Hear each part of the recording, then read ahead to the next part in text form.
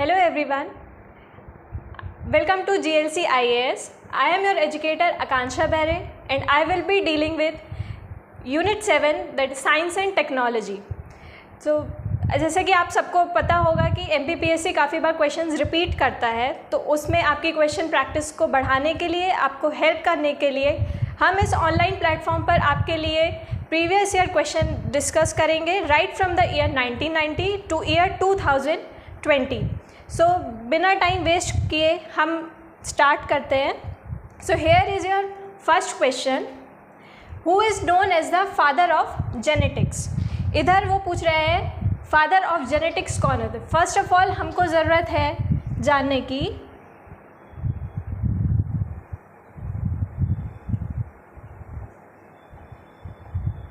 इतना गैप हो रहा है.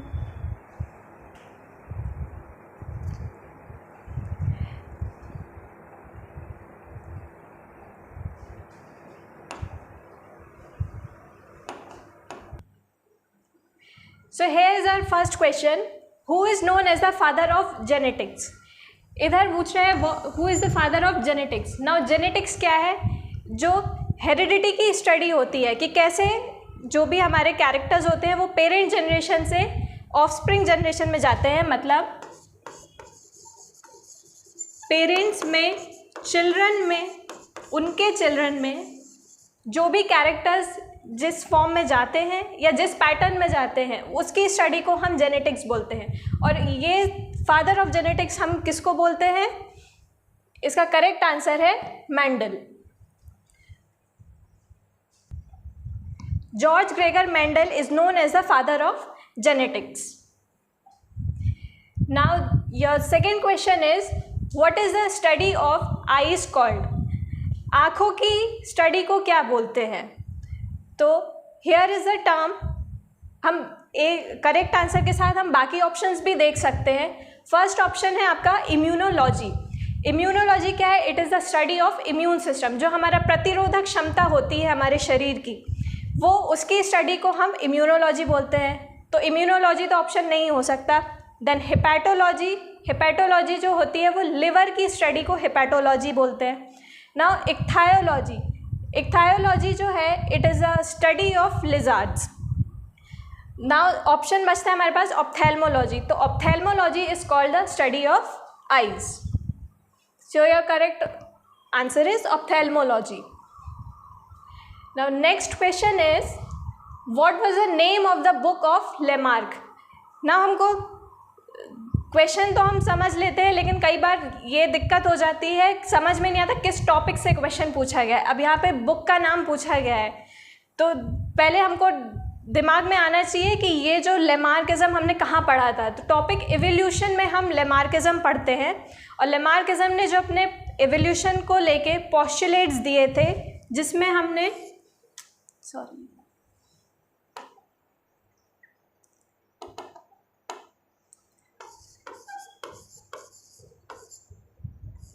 सर्वाइवल ऑफ फिटेस्ट की थ्योरी पढ़ी थी.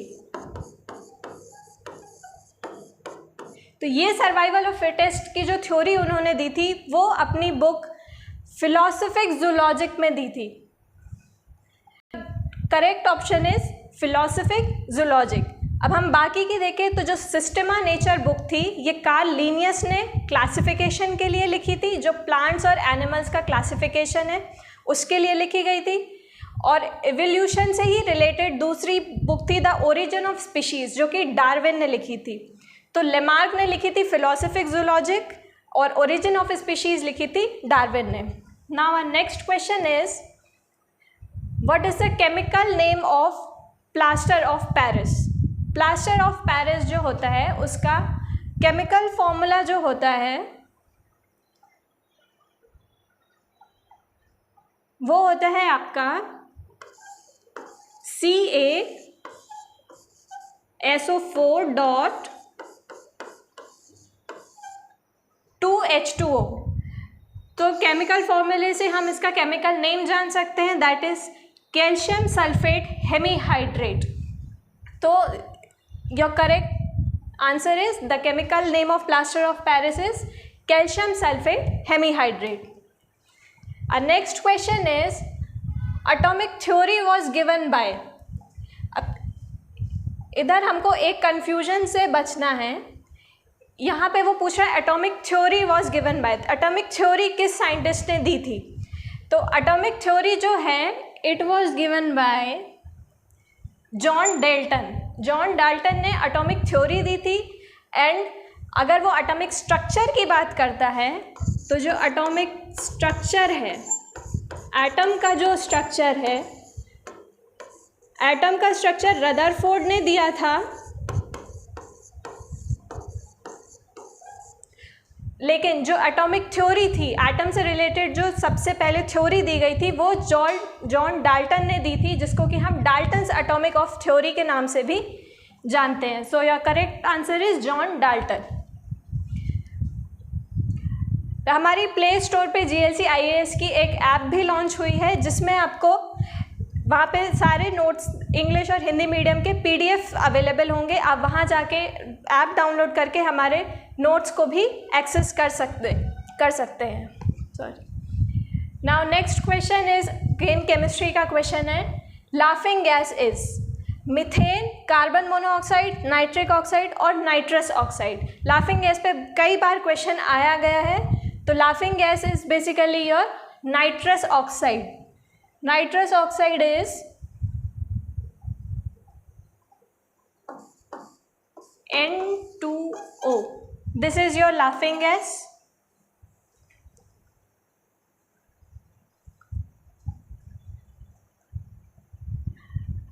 नेक्स्ट फिजिक्स का क्वेश्चन है, बड़ा इजी सा क्वेश्चन है। SI unit of work is, work means जो भी हम कार्य करते हैं उसका SI यूनिट पूछा है।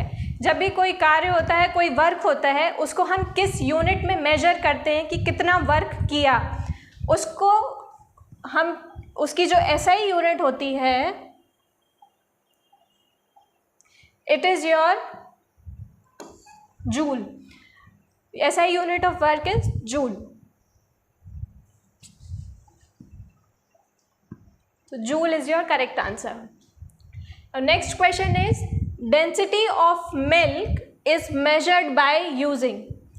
इसमें डिवाइस का नाम पूछा गया है जिसमें हम मिल्क की डेंसिटी को मेजर करते हैं, मतलब दूध के घनत्व को कैसे मापते हैं। तो लास्ट ऑप्शन से अगर हम स्टार्ट करें, हाइग्रोमीटर। हाइग्रोमीटर ऐसा डिवाइस है जो कि एटमॉस्फेयर में जो ह्यूमिडिटी प्रेजेंट होती है,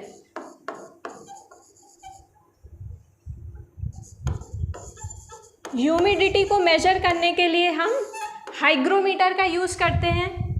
प्लस जो एटमॉस्फेरिक प्रेशर होता है, एटमॉस्फेरिक प्रेशर को मेजर करने के लिए हम बैरोमीटर का यूज़ करते हैं।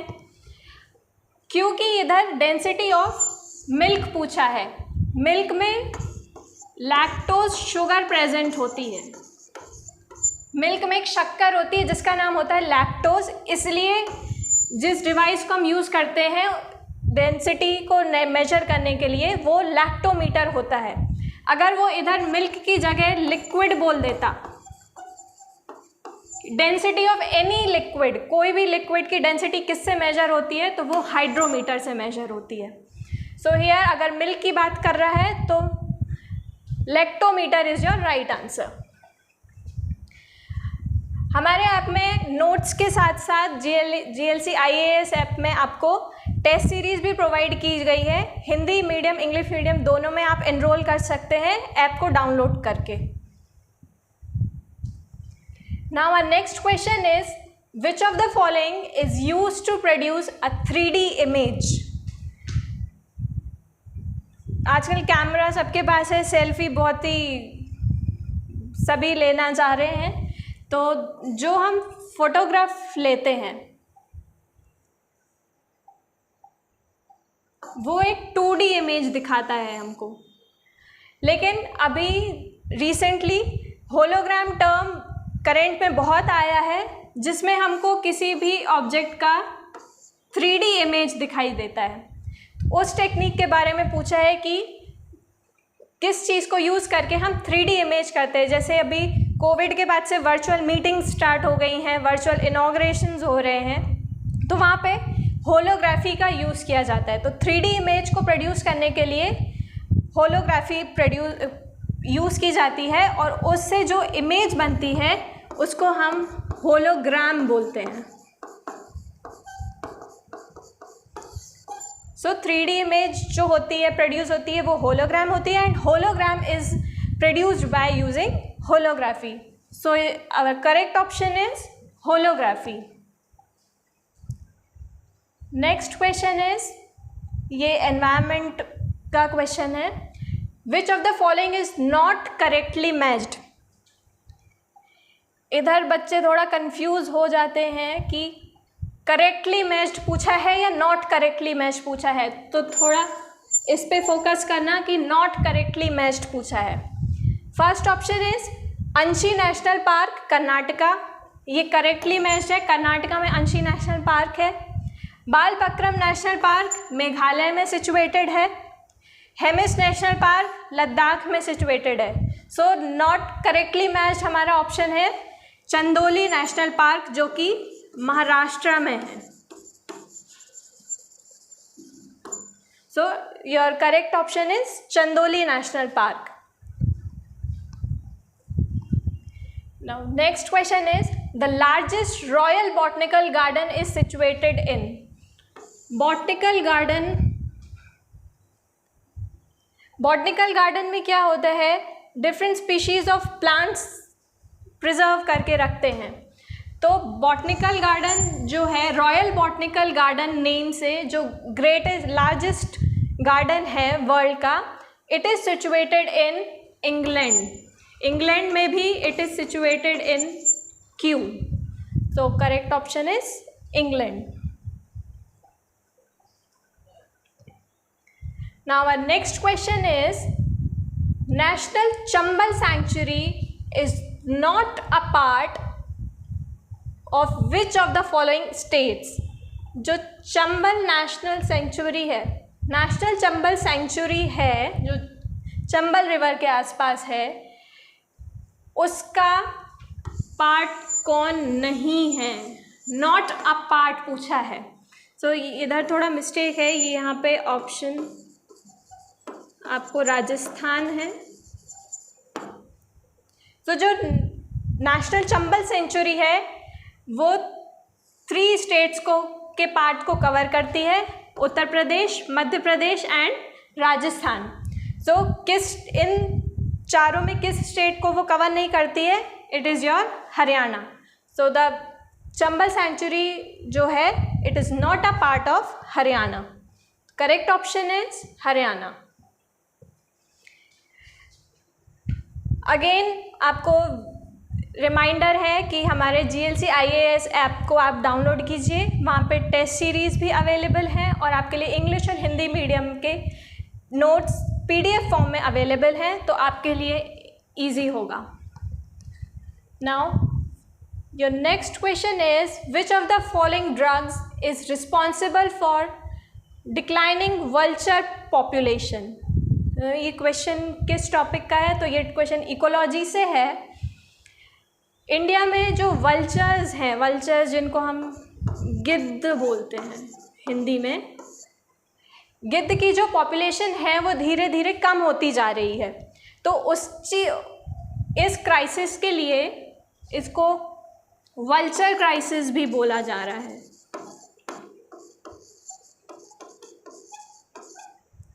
वल्चर क्राइसिस में इनमें से कौन से ये 4 ड्रग्स हैं, ये 4 ड्रग्स में से कौन से रिस्पॉन्सिबल हैं इनकी पॉपुलेशन को कम करने के लिए? तो here your correct answer is diclofenac. ये जो डिक्लोफेनेक ड्रग है ये एक एंटी इन्फ्लेमेटरी ड्रग है। मतलब जब किसी कैटल में कौन आ जाते हैं आपके, काउज हुई, बफेलो हुई, जो भी हमारे यहाँ गाय भैंसे जो भी पाल के रखते हैं, उनमें जब इन्फेक्शन होता है तो एंटी इन्फ्लेमेटरी ड्रग दी जाती है डिक्लोफेनेक। और जब ऐसे कैटल्स जिनको डिक्लोफेनेक दी गई है, जब उनकी डेड बॉडी को ये वल्चर्स खाते हैं, क्योंकि वल्चर्स स्कैवेंजर्स होते हैं, वो डेड ऑर्गेनिज्म या डेड एनिमल्स के थ्रू ही अपना न्यूट्रिशन लेते हैं। तो ये वल्चर्स जब इन कैटल्स के डेड बॉडी को खाते हैं तो उनकी बॉडी में डिक्लोफेनाक चला जाता है, जो कि उनके लिए बहुत ही लीथल होता है और उनको मार देता है। तो diclofenac is your right answer. Now again ecology का क्वेश्चन है, Yellowstone national park is situated at. Yellowstone national park situated है यूएसए में। तो करेक्ट ऑप्शन है USA. Next question is the book tomorrow's biodiversity is written by. 4 options हैं, Megha Patekar, M S. Swaminathan, Adarsh Kumar Goyal and Vandana Shiva. तो tomorrow's biodiversity book में sustainable development के बारे में बात की है, और किन्होंने बात की है? वंदना शिवा ने बात करी है। तो the book is written by Vandana Shiva, Indian author है। Now the question is Taj Mahal is threatened by the pollution from. Taj Mahal जैसे पहला था वाइट मार्बल का बना हुआ, अब वैसा नहीं रहा, वो धीरे धीरे उसका कलर ग्रेजुअली चेंज हो रहा है। तो उसकी बिल्डिंग में या उसके जो आर्किटेक्चर में जो भी कहें, उसको हार्मफुल किस चीज़ से वो हार्म हो रहा है? दैट इज़ मेन कॉज हमको पता है एसिड रेन।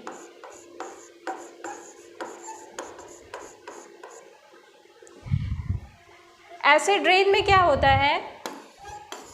जो सल्फर डाइऑक्साइड होता है हमारा, दैट इज़ SO2। SO2 होता है। SO2 जब ऑक्सीजन से रिएक्ट करता है या रेन वाटर से, सल्फर डाइऑक्साइड जब रेन वाटर में रिएक्ट करके सल्फ्यूरिक एसिड बनाता है।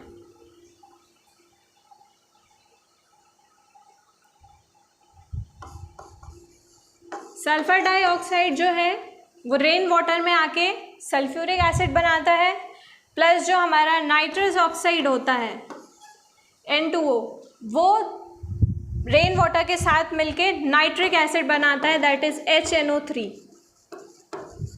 तो ये जो H2SO4 है और HNO3 है, ये दोनों ही रिस्पॉन्सिबल हैं ताजमहल की येलोइंग कलर के लिए।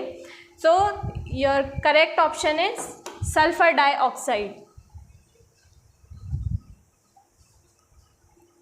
Now next question is Silent Valley is situated in। Silent Valley जो है ये बहुत ही बायोडाइवर्स एरिया है। बायोडाइवर्स एरिया है मतलब यहाँ पे प्लांट्स और एनिमल्स की बहुत सारी स्पीशीज़, और जो रेयर स्पीशीज़ हैं वो सारी ही साइलेंट वैली में हमको मिलती है। तो ये जो साइलेंट वैली है ये इंडिया में केरला में है, और इसको बचाने के लिए साइलेंट वैली मूवमेंट भी हुआ था। तो silent valley is situated in Kerala. Again आपके लिए ऐप का रिमाइंडर है कि GLC IAS ऐप में आप हमारी टेस्ट सीरीज़ में भी एनरोल हो सकते हैं। हिंदी इंग्लिश मीडियम दोनों में प्रोवाइडेड है। Next question is project tiger was launched in the year. Project tiger population को कंजर्व करने के लिए तभी टाइगर को national animal of India declare किया गया था, और उसकी पॉपुलेशन काफ़ी कंसर्निंग थी, डिक्लाइनिंग पॉपुलेशन। तो टाइगर्स की पॉपुलेशन को कंजर्व करने के लिए 1972-73 में प्रोजेक्ट टाइगर लॉन्च किया गया था by the government of India, जो कि अभी तक का सबसे बड़ा प्रोजेक्ट था। So your correct option is 1972-73। Now red data book is related to which of the following? Options are WTO, world bank, IUCN and WHO. WHO is your World Health Organization. IUCN is your International Union for Conservation of Nature. So world bank और WTO तो इधर नहीं हो सकता, red data book ऐसी book है जो IUCN publish कर रहा है, IUCN पब्लिश करता है और उसमें लिस्ट होती है फ्लोरा एंड फौना की, जो कि एंडेंजर्ड हैं, मतलब ऐसे एनिमल्स या प्लांट्स जिनकी पॉपुलेशन बिल्कुल कंसर्निंग है, जिनके बारे में जिनको हमको कंजर्व करना है, ऐसे हर साल जो रेड डेटा बुक है उसमें पब्लिश होता है लिस्ट में एनिमल्स का नेम, पूरी लिस्ट। तो रेड डेटा बुक जो है वो पब्लिश कौन करता है? IUCN। Next question is green gold refers to. तो green gold refers to grasslands, bamboo, forest and banyan. Green gold जो है वो इंडियाज ग्रीन गोल्ड हम किसको बोलते हैं? तो here is the correct answer is bamboo, मतलब बांस, क्योंकि बैम्बू का बहुत ही ज़्यादा इकोनॉमिक इम्पोर्टेंस है, इकोनॉमिक वैल्यू बहुत ज़्यादा है बैम्बू की, इसलिए ग्रीन गोल्ड हम बैम्बू को बोला जाता है। Next question is table sugar refers to. ये जो चार आपके सामने ऑप्शंस हैं,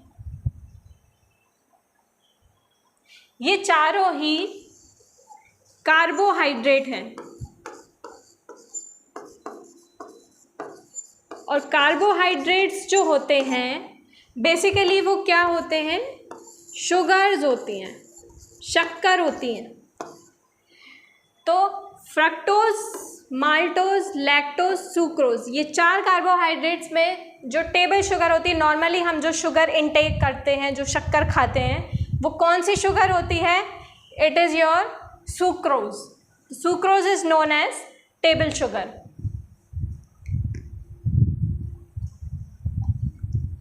now next question is which vitamin is essential for blood clotting. Blood clotting का मतलब होता है खून के थक्के जमना या खून का जमना। अगर हमको कहीं इंजरी हो जाती है या कुछ लग जाता है तो तुरंत ही ब्लीडिंग होने लगती है, और ब्लीडिंग रुकती कैसे है? जब वो खून जमा हो जाता है। जैसे ही ब्लड एयर के कांटेक्ट में आता है वो जमना शुरू हो जाता है।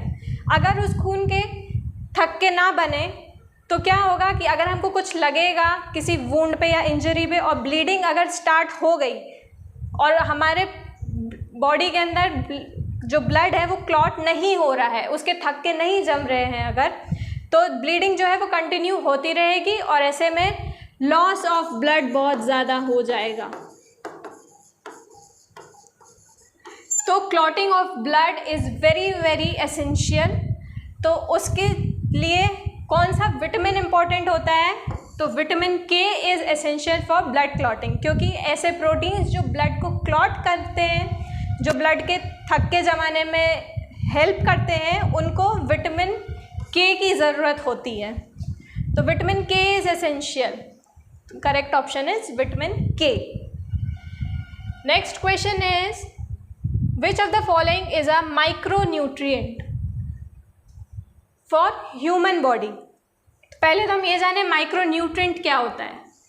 माइक्रो वर्ड का मीनिंग होता है लेस, कम अमाउंट में। तो ऐसे न्यूट्रिएंट्स जो बहुत ही कम अमाउंट में हमारी बॉडी में रिक्वायर होते हैं उनको हम माइक्रोन्यूट्रिएंट्स बोलते हैं, और ऐसे न्यूट्रिएंट्स जो कि बहुत ज़्यादा क्वांटिटी में ज़रूरत जिनकी होती है बॉडी में, उनको हम मैक्रोन्यूट्रिएंट्स बोलते हैं। तो दो टाइप के न्यूट्रिएंट्स होते हैं, मैक्रोन्यूट्रिएंट्स एंड माइक्रोन्यूट्रिएंट्स। मैक्रोन्यूट्रिएंट्स जो होते हैं मतलब ऐसे पोषक तत्व जो हमारी बॉडी में बहुत ज़्यादा क्वांटिटी में रिक्वायर होते हैं, और माइक्रोन्यूट्रिएंट्स जो बहुत ही कम मात्रा में रिक्वायर होते हैं। तो हाइड्रोजन, कार्बन एंड नाइट्रोजन, ये तीन जो हैं ये मैक्रोन्यूट्रिएंट्स हैं, ये हमारी बॉडी को बहुत ज़्यादा चाहिए होते हैं। Here zinc is your correct option. कि जिंक जो होता है वो ह्यूमन बॉडी के लिए एक माइक्रोन्यूट्रिएंट्स है, बहुत ही कम अमाउंट इसकी रिक्वायर होती है। Next question is water soluble vitamin is. जो विटामिन होते हैं, विटामिन दो टाइप के होते हैं, एक होते हैं फैट सॉल्युबल और एक होते हैं वाटर सॉल्युबल। वाटर सॉल्युबल मतलब जो पानी में घुल जाए, फैट सॉल्युबल मतलब जो पानी में ना घुले, जो फैट में घुल जाए। तो वाटर सॉल्युबल विटामिन इनमें से कौन सा होगा? विटामिन ए, विटामिन बी, या फिर दोनों, या फिर कोई भी नहीं। तो जो फैट सॉल्युबल विटामिन है हमारे पास वो है vitamin A, vitamin D, vitamin E and vitamin के। इसके अलावा विटामिन ए, डी, ई, के अलावा जितने भी विटामिन होंगे वो सारे वाटर सॉल्युबल होंगे। तो इसमें विटामिन ए जो है वो तो फैट सॉल्युबल हो गया, मतलब ये वाटर सॉल्युबल नहीं है। तो vitamin B is your water soluble vitamin. तो correct option is vitamin B. Next question is which disease is caused by the increase in number of WBC। अब WBCs क्या होती हैं? हमारे ब्लड में जो सेल्स होती हैं, हमारे खून में जो सेल्स होती हैं वो होती हैं, एक होती है RBC that is red blood cells, और होती है WBC that is white blood cells. तो वो पूछा है कि अगर ये WBC का नंबर इंक्रीज हो जाए तो बॉडी में कौन सी डिजीज़ हो जाएगी? ऑप्शंस है Addison's disease, haemophilia, leukaemia and thalassaemia. तो पहले हम अगर एडिसन्स डिसीज़ की बात करें तो एडिसन्स डिसीज़ जो है वो एड्रिनल ग्लैंड की डिजीज़ है। जब हमारे जो बॉडी में स्ट्रेस हार्मोन्स रिलीज़ होते हैं, जब वो हार्मोन्स रिलीज़ नहीं होते हैं तब एडिसन डिजीज़ होती है, तो ये ऑप्शन नहीं होगा। Next option is haemophilia. अभी हमने पढ़ा था कि ब्लड क्लॉटिंग के लिए विटामिन के की रिक्वायरमेंट होती है। अगर ब्लड क्लॉटिंग नहीं होती है तो भी वो एक डिसीज़ होती है। ऐसे बहुत से पेशेंट्स होते हैं, हीमोफिलिक पेशेंट्स, जिनमें ब्लड क्लॉटिंग की प्रॉब्लम होती है, उनका ब्लड क्लॉट नहीं होता, वो डिजीज़ होती है हीमोफीलिया। तो हीमोफीलिया भी करेक्ट ऑप्शन नहीं है। Next is thalassaemia. थैलेसीमिया में क्या होता है? जब आपकी RBC में जो हीमोग्लोबिन होता है, बोलते हैं खून की कमी हो जाती है। खून की कमी क्या होती है? बेसिकली हीमोग्लोबिन की कमी होती है, तब थैलेसीमिया होता है। तो सो your correct option is leukaemia. जब नंबर ऑफ WBC ब्लड में बढ़ जाती है उसको हम ल्यूकेमिया बोलते हैं, और आम भाषा में इसी को ब्लड कैंसर बोलते हैं।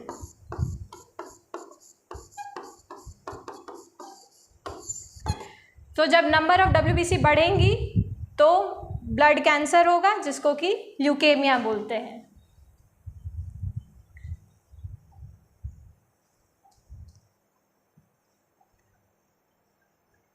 So that's all for now. अभी हमने इतने ही क्वेश्चंस डिस्कस किए। उसके बाद आप GLC IAS ऐप में जाकर और भी हमारे नोट्स देख सकते हैं और टेस्ट सीरीज़ में एनरोल कर सकते हैं। बाकी सारे नोट्स आपके लिए PDF फॉर्म में अवेलेबल होंगे। Thank you.